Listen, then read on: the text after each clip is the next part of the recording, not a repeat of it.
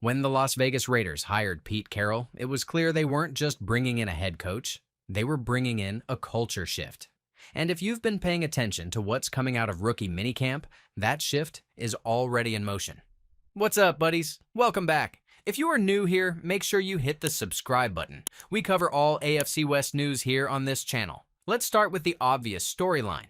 The rookies have officially hit the field for the first time, and from everything we've seen and heard, this is already a very different vibe under Pete Carroll compared to what we saw last year under Antonio Pierce.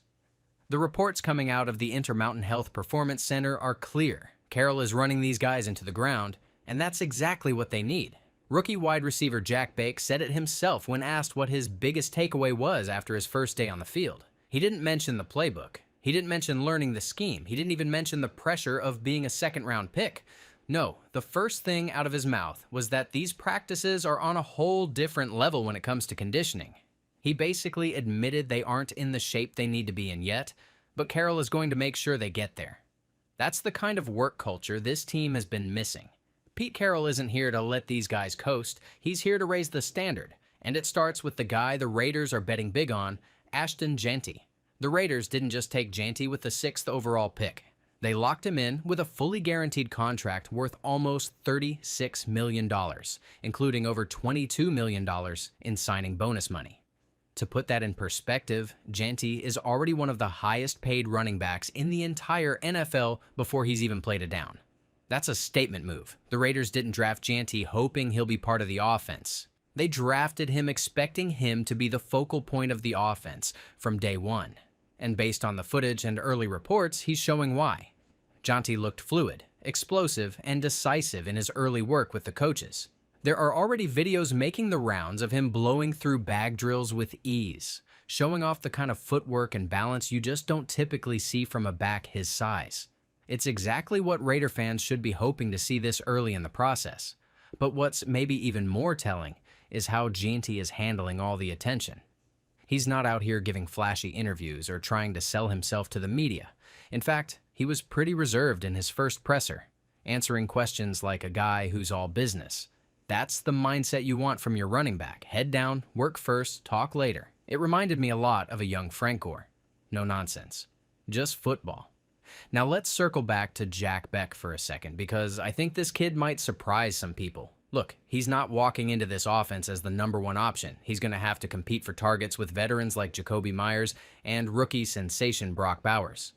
But what's really stood out to me is the way Beck carries himself. He's got confidence, he's got charisma, and he seems to understand exactly what kind of work it's going to take to earn his place on this roster. He talked about learning under guys like Meyers and Tucker, learning from veterans like Geno Smith, and studying under Chip Kelly, the highest paid offensive coordinator in the league right now.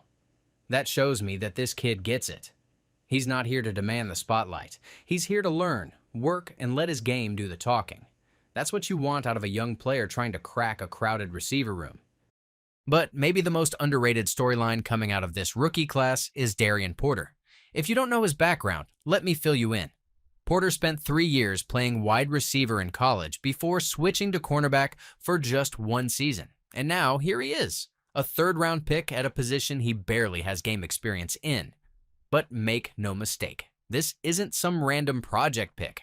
Porter's physical tools are exactly what Pete Carroll looks for in a defensive back. He's long, he's fast, and he's got the kind of raw athleticism that's hard to teach. But what makes him even more interesting is the fact that he understands the wide receiver position inside and out. He spent 3 years learning how to run routes, how to read defenses, and how to manipulate coverage. That kind of experience gives him a huge advantage as a young corner trying to make the transition to the NFL.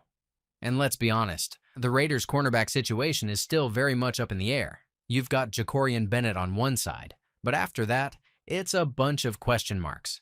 Guys like Eric Stokes and Darnay Holmes are in the mix, but there's no clear-cut starter opposite Bennett. Don't be shocked if Porter ends up pushing for that CB2 spot sooner rather than later. He's raw, sure, but his ceiling is sky high if the coaching staff can bring him along the right way. Of course, the Raiders also brought in a handful of undrafted free agents, and while it's way too early to make any bold claims about those guys, there are a few names worth keeping an eye on. Minnesota edge rusher Jaw Joyner, Baylor linebacker Matt Jones, Virginia Tech offensive tackle Parker Clements, and Kansas cornerback Mello Dotson headline the group. But one of the more intriguing names is Kalen Griffin, a running back from Lamar University who led his conference in rushing last season. He talked about how surreal it was to get the call from the Raiders. And you love hearing that kind of genuine excitement from a player fighting to prove he belongs. Whether he sticks or not remains to be seen, but those are the kind of stories that make training camp so much fun to follow. Now let's move into some way too early rookie projections because, let's face it, that's what we all want to talk about. Starting with Ashton Jeanty, I don't think it's unfair to say anything less than 1,000 rushing yards would feel like a disappointment. Look at what Bucky Irving did last year as a fourth-round pick. Over 1,100 yards and 8 touchdowns without even starting every game. Janty is a top 6 pick. He needs to be that kind of difference maker right away. Can he hit those numbers? I think he can. But it's going to depend a lot on the offensive line. If they gel, Janty could push for Offensive Rookie of the Year. If they struggle, it might take him a little longer to get going. Either way, the expectation is that he's going to be a major part of this offense from day one.